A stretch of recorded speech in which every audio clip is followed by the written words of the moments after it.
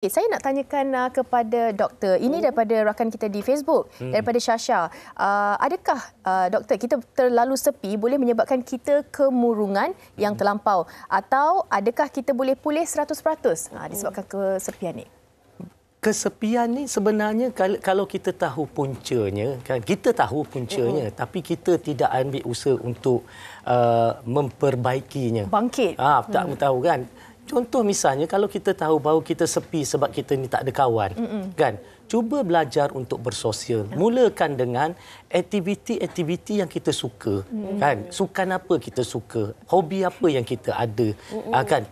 Apa yang kita. Jadi kita kena buka, kita kena lebih bersifat terbuka, belajar untuk buka ruang hidup kita kepada orang lain untuk mendekati kita. Kadang-kadang sepi ni kerana kita terlalu banyak penolakan dalam minda kita. Kan, orang tak kawan suka makan kawan, orang lelaki tak boleh dipercayai. Ada persepsi. Dia ada persepsi-persepsi itu, kan. Jadi menyebabkan dia menolak untuk bersosial, untuk membuka peluang kepada orang untuk mendekati dia. Sedangkan hidup ni perlu orang, perlu kawan, perlu bercerita, perlu ada gelak ketawa. Kena ada sikit kebergantungan. Betul. Dan hidup ini perlu ada masalah. Kan? Kita jangan ingat hidup ni kalau tak ada masalah baru seronok. Tak. Masalah itu seronok. Keseronokannya apabila kita melalui fasa masalah itu dan kita dapat menyelesaikannya. Kan? Satu kepuasan, satu pencapaian, satu kejayaan. Dan ini mengisi emosi kita. Jadi oleh sebab itu, belajar untuk hidup yang lebih terbuka. Walaupun kita tahu di luar sana ada macam-macam ragam manusia. Belajar untuk kenal manusia. Belajar untuk lebih mendekati orang. Tingkatkan skill berkomunikasi. Lihat apa dalam diri kita yang boleh kita kongsikan. Kan? Contoh misalnya kita ni pandai melukis. Jangan kita melukis seorang-seorang. Cuba buat kelas, ajak anak-anak melukis. Kan? Jadi kita akan hilanglah rasa sepi tu sebab kita ada aktiviti dengan orang lain. Jadi kita penuhkan dengan aktiviti, dan kadang-kadang aktiviti itu pula boleh menjadi sumber pendapatan kepada kita. Jadi tak ada ruang untuk kita sepi kecuali kita yang pilih untuk sepi. Okey, kita lock kata doktor tu. Kadang-kadang kita yang memilih untuk rasa sepi tu. Ini ada kaitannya juga dengan komen daripada penonton kita di Facebook. Daripada Juliana, dia kata kesunyian atau kesepian sebenarnya timbul kerana mungkin ada individu yang melalui detik hitam masa lalu. Lalu lebih suka menyendiri dan mengelak daripada berkomuniti dan berkomunikasi dengan masyarakat. Untuk atasi masalah ini bukan mudah, perlu kekuatan jiwa dan sokongan moral orang terdekat. Jadi mungkin ini kita boleh tanya kepada Prof lah, kan? Ini yang kita kata kadang-kadang dalam kalangan ibu bapa kita ni, dia memang memilih untuk sepi ataupun menyendiri. Satu, tak nak menyusahkan anak-anak. Kebanyakan mereka akan kata macam tak apalah, anak-anak dah ada hidup mereka sendiri, biarlah anak-anak bahagia, tak nak campur. Kadang-kadang ada yang mana pasangan mereka dah tak ada, mereka pun memilih untuk sama ada tinggal sendiri ataupun mereka sendiri yang menghantar diri mereka ke rumah-rumah tertentu kerana mereka tak nak menyusahkan anak-anak mereka. Bagaimana kita nak bantu untuk merawati masalah ini dalam kalangan masyarakat kita? Golongan orang tua, especially golongan yang generasi sebelum ni lah, generasi 1980s yang sekarang 80 tahun, 70 tahun, semua generasi kata yang membawa kemerdekaan. So very tough person, very personality, very strong personality.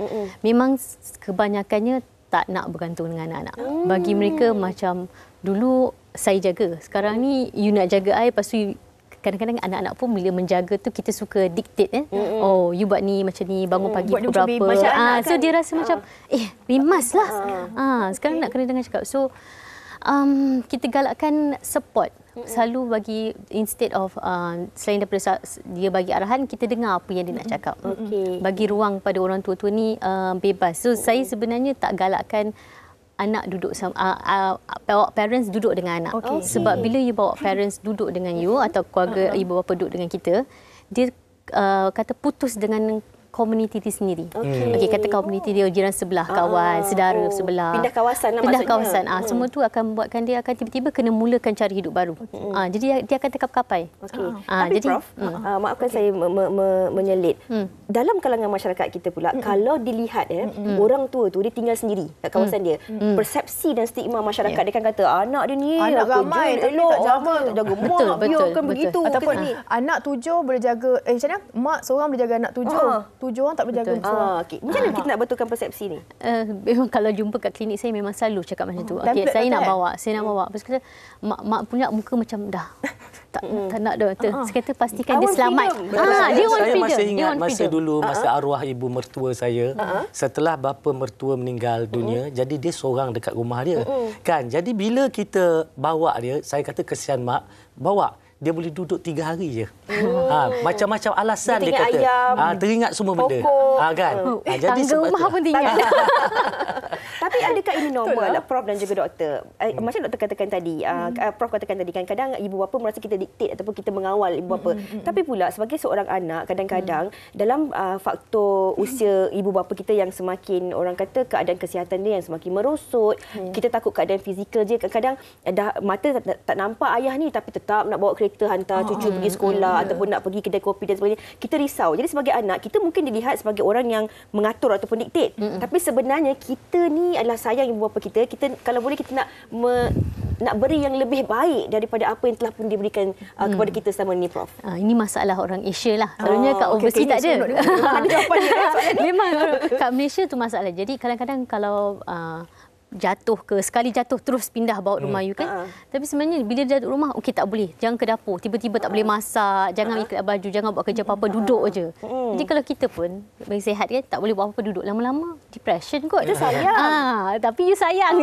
Sayang tak Tapi boleh boleh depression, Boleh depression. Boleh menyebabkan dia terus jadi lemah. Tak boleh berjalan. Saya mak banyak masalah. Mak mertua dengan ayah mertua saya yang ada sekarang, ayah mertua saya umur 80. Mak mertua saya 70 lebih.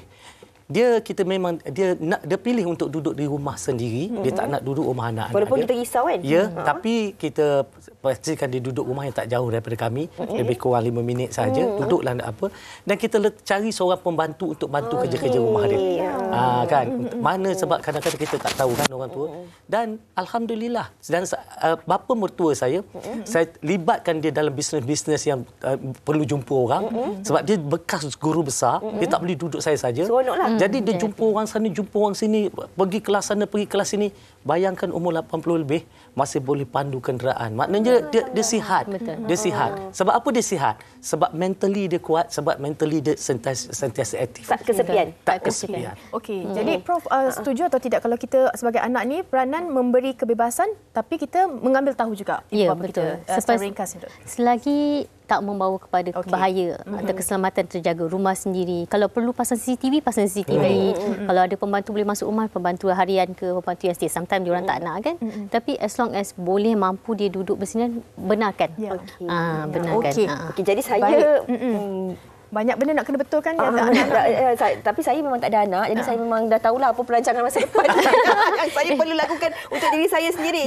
Okey, kena ada perancangannya. Jadi masa kita agak sangat-sangat mencemburui kita. Terima kasih kita ucapkan kepada Prof dan juga Doktor atas perkongsian ini, dan kami harapkan anda penonton sedikit sebanyak adalah yang boleh kita perbetulkan sana sini ataupun kita ambil iktibar dalam kita mengelakkan kesepian ini, bukan saja untuk diri kita, insan sekeliling kita dan juga ibu bapa kita.